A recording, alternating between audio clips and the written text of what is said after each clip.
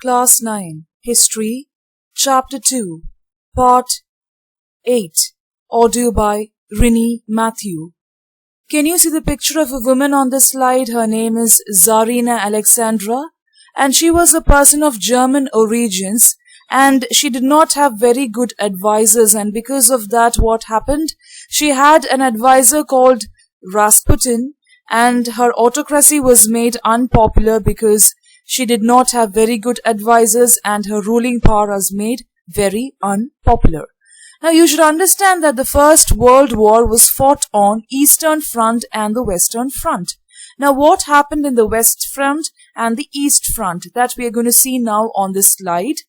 In the West, armies fought from trenches. You know what is the meaning of a trench? It is a kind of deep trough that is made, a kind of big hole which is dug so that the soldiers can hide and fight from there.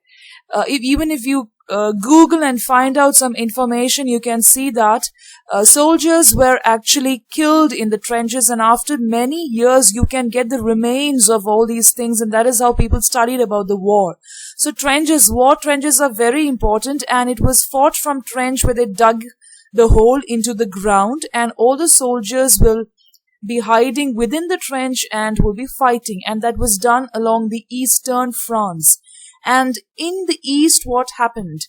Armies made a good deal and fought battles, leaving large casualties, lot of injuries where their people were dead, all these things happened, and the defeats were shocking and demoralizing. It is not that it was a normal war. There were a lot of demoralizing events which happened, looting, plundering, all these things happened, and it was really shocking, and nothing expected really happened during the First World War.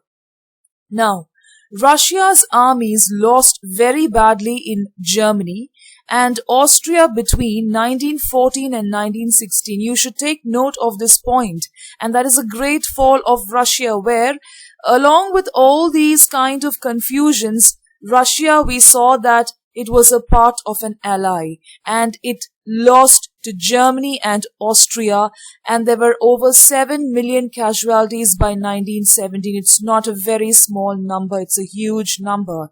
And as they retreated, what do you mean by retreating? Going back.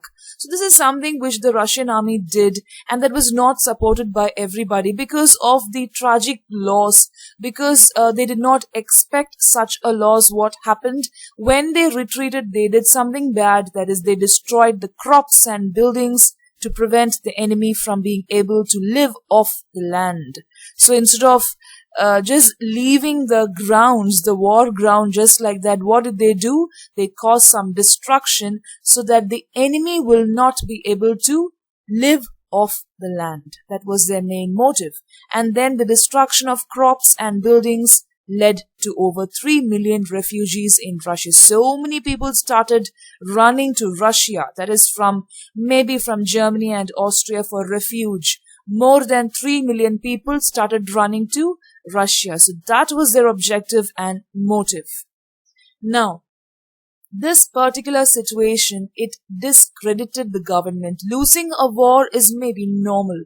It is like you invest a lot and you lose the war. Of course, it is a shame to the country, but more than that, this particular action of destroying something which belonged to somebody else was causing discredit to the government and the Tsar. So what happened? The soldiers did not wish to fight such a war. The soldiers were not very happy in fighting such a war because it was bringing disgrace to everybody, and it was not something which was expected at all. So as a result of that, the war also had a great impact on the industry. Now, what was the great impact on the industry? The first point, can you see there? Russia's own industries were few in number. Okay, it was not that they had so much of industries. We saw that the Russians primarily depended on agriculture. So, their industries were few in number, and the country was cut off from the other suppliers of industrial goods by German control of the Baltic Sea. Can you see the Baltic Sea here? So Germans, they lost to the Germans. They took control over the Baltic Sea, and the Russians were not allowed to transport any of their goods over the Baltic Sea. So as a result of that, what happened? So we can understand that the main mode of transportation for the Russians was the Baltic Sea. So the industrial equipment, all the equipments that they brought to their country disintegrated more rapidly in Russia than elsewhere in Europe. We saw that the Industrial Revolution took place in Europe, so more of disintegration. Disintegration means going down, reduction. Okay, so all the equipment started disintegrating in Russia more than anywhere else in Europe. Now in 1916, we saw that railway expanded in Russia and other parts of Europe. Railway lines began to break down in 1916. And people who were really having good bodies, it's not just having gym bodies, but able-bodied men were called up to the war. Till then, anybody could take part in war. Now it is like able-bodied men had to take part in war. And as a result of that, there was labor shortage because everybody was not willing to take part. And you can see there in this point that many of the soldiers did not want to fight a war which was creating discredit and disgrace to the country. So labor shortage was there, and small workshops producing basic essentials were shut down, and large supplies of grain were said to feed the army. We know that Russia was the greatest producer of grain, so most of the supplies were sent to feed the army. So for the people in the cities, bread and flour became scarce. So again, bread is facing a problem, and by the winter of 1960, it's not very easy to survive during the winter season, especially in the western countries. It may look very nice and white and snowy, but it's very difficult to survive there, especially during a crisis like this. So riots at bread shops were common. People were so used to these kind of riots in the bread shops, that is fighting for the basic essentials. Now, the February Revolution in Petrograd. Do you remember Petrograd, where there was a factory worker, big revolution taking place? Okay, now what happened in February? In the winter of 1917, we just now saw that there was a big scarcity in bread and in the grain which was produced, or in the food. So in the winter of 1917, conditions in the capital, that is in Petrograd, were grim. Okay, so the layout of the city, what they insisted, the particular ruling body wanted to emphasize divisions among the people. What kind of divisions?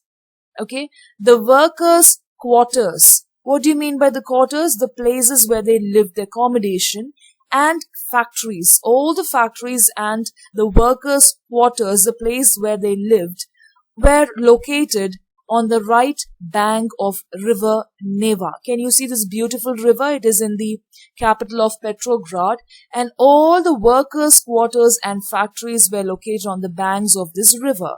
Now, that was on the right side of the bank. Now here on the left bank were the fashionable areas, the Winter Palace, the official buildings, including the palace where the Duma meet. All the high people were on the left-hand side.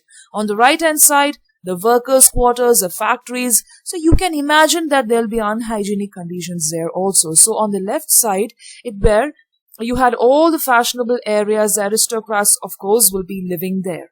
Then, in February 1917, food shortages were deeply felt in the workers' quarters. So underline that point.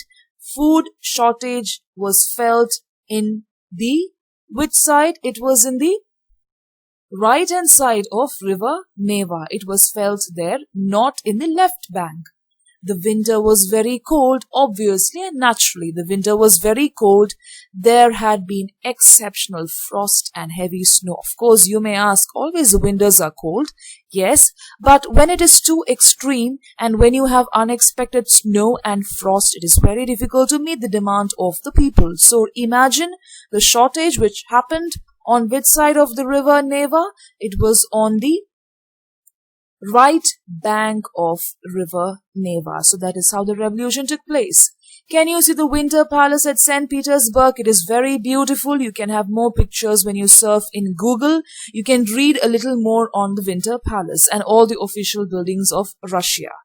Now, parliamentarians wishing to preserve elected government were opposed to the Tsar's desire to dissolve the Duma. So, the real conflict to the Tsar was the Duma. So many parliamentarians were against that because the Tsar did not have any interest in the Duma. And what happened on 22nd February? I have given the heading as February Revolution, but it happened on 22nd February. A lockout took place at a factory on the right bank where the workers were actually residing. So there was a big lockout. Everybody decided to just revolt. First point is, the next day, workers in 50 factories called a strike in sympathy. So all people joined together. There was unity. They called together for a strike. And in many factories, women led the way to strikes, and that came to be known as the International Women's Day. Then, demonstrating workers, like they'll have all the placards, they will start producing slogans, like how we see everywhere, okay? So demonstrating workers crossed from the factory quarters to the center of the capital. They started walking from the factory quarters where they lived to the center of the capital of St. Petersburg, which is the Nevsky Prospekt.